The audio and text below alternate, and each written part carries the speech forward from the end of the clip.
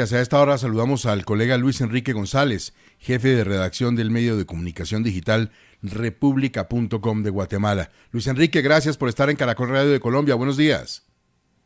Buenos días, Gustavo. Buenos días a sus oyentes. Caracol Radio, estamos a las órdenes. Muchísimas gracias, Luis Enrique. ¿Qué se ha dicho en las últimas horas sobre esta decisión de la justicia en su país? Pues vea, Gustavo, acá en Guatemala esto ha despertado gran interés debido a que Iván Velázquez sigue siendo recordado acá bastante, sobre todo por sus últimas decisiones acá en Guatemala, y sobre todo por el caso que todos conocemos que llevó a la renuncia y de los exgobernantes en ese entonces, Otto Pérez Molina y Roxana Valdetti. En este sentido, la prensa y los comunicadores en Guatemala también exploran el camino de, como decía José Andrés, una posible retaliación de carácter político a través de la justicia. Esa es una parte que se ha mencionado constantemente. Sobre todo porque quienes estaban acusados inicialmente por el ex jefe de la CICIG y su mano derecha, que es la actual fiscal general de Colombia, iniciaron estas acciones contra ex candidatos a la presidencia, como Manuel Valdizón y también el exministro de Comunicaciones, que también se postulaba o pretendía llegar a la presidencia, Alejandro Sinibaldi. Ellos han quedado casi al margen ya del caso cuando eran inicialmente los principales señalados en este caso. Doctor, colega, ¿quién es el testigo A? ¿Eso se sabe? Porque entiendo que además del señor Sinibaldi, que usted hace mención ahí quién era, hay una persona que es el testigo A. ¿Quién es esa persona?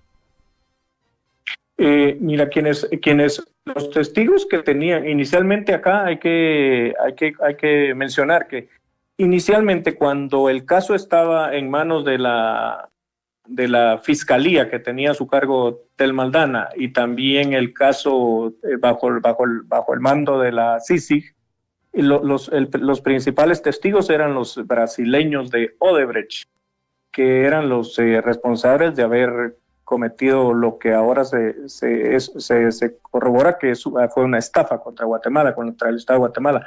Ellos eran los principales testigos y una ex asistente del exministro de Comunicaciones, Alejandro Sinibaldi. Ellos eran los principales. Ahora, estas personas, los brasileños, que tenían un acuerdo de colaboración eficaz, este acuerdo ha desaparecido. Igual la ex asistente del exministro también desapareció, se anuló el convenio y están siendo procesados. Los brasileños tienen orden de captura, fueron citados y pues obviamente nunca se presentaron. Y la ex asistente sí está detenida. Sí, pero digamos, ¿dónde está el vínculo entre Odebrecht y la investigación que Velázquez, el exministro colombiano, y Camargo, la fiscal colombiana, hicieron en la CICIG, en la impunidad, digamos, contra la impunidad y contra la corrupción en Guatemala? ¿Dónde está ese vínculo? Porque lo que ellos tienen ahora supuestamente es una orden de captura de la Interpol, pues que hasta ya está pidiendo la justicia guatemalteca. Pero ¿cuál es el vínculo de la investigación que ellos hacen de la corrupción y Odebrecht? A ver si entiendo la pregunta.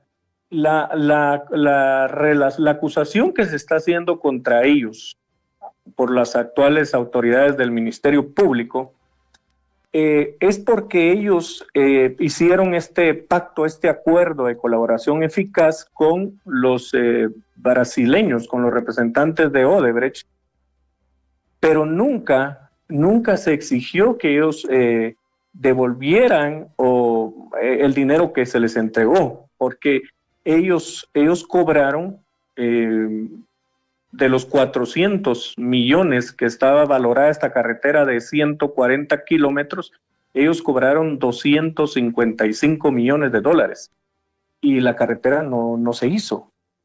Entonces, la acusación que se hace es porque se estableció este acuerdo en detrimento de los intereses de Guatemala. quienes deberían haber respondido, aparte del exministro de Comunicaciones y del ex candidato presidencial Manuel Valdizón, debieron ser los brasileños, pero no. Odebrecht se lavó las manos a cambio de entregar en bandeja de plata a estos personajes que ahora están, como digo, casi al margen de la investigación. Es decir, que lo que la justicia de Guatemala dice es que Velázquez y Luis Adriana Camargo le permitieron a unos empresarios de Odebrecht gastarse una plata del Estado guatemalteco y no recuperarla. ¿Esa es la acusación? Sí, exactamente. Digamos, en palabras, en términos sencillos es eso. Ellos se llevaron la plata, se llevaron este dinero, no existe la carretera. Ahí hay tres cosas graves, tres situaciones graves que se cometieron con este caso, que es uno de los más significativos para Guatemala. La carretera no se construyó. El dinero, parte de ese dinero, digo, 255 millones de dólares, se les entregaron a los brasileños. Y encima nosotros, el país, está endeudado, porque ese no es dinero que salió de las arcas públicas, sino todavía se debe, lo estamos pagando a dos bancos, al Banco Centroamericano de Integración Económica y a un banco brasileño. O sea, el dinero se debe, no hay carretera, las personas que fueron responsables de esto están libres. O sea, es un grave daño que se cometió contra el Estado, contra los guatemaltecos. Luis Enrique, después de que se conoció de estas órdenes de captura, el mismo gobierno de Guatemala expidió un comunicado en el que rechaza esta actuación de la Fiscalía contra Iván Velázquez y contra la Fiscal General de Colombia. ¿Existe acaso convicción del gobierno de Guatemala de que estos fiscales actúan de forma corrupta como lo sostiene el gobierno de los Estados Unidos? Si me repite la pregunta, a ver. Después de que se conoció esta orden de captura, se conoció también un comunicado del gobierno de Guatemala en el que rechaza la actuación de su fiscalía, de la Fiscalía guatemalteca. La pregunta es si el gobierno de Guatemala está de acuerdo, como lo afirma el gobierno de Estados Unidos, de que estos fiscales actúan de forma corrupta y que lo que están haciendo es vengarse de estas actuaciones que hicieron Iván Velázquez y la fiscal en Guatemala. Ya, bueno, esto es parte de las diferencias o incluso pleitos legales que tiene la Fiscalía, que tiene autonomía de actuación con el gobierno actual. Recordemos que desde que realizaron las elecciones generales en 2023 hay una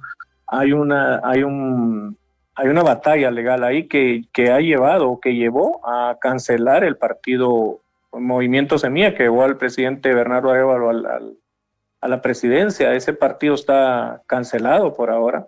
Entonces, hay diferencias, hay cualquier actuación de la Fiscalía es rechazada por la presidencia. Por supuesto, y están en pugna desde hace muchísimo tiempo. Luis Enrique, muchas gracias, muy amable. Estamos a la orden, Gustavo, Diana y Jorge y amigos de Caracol Radio.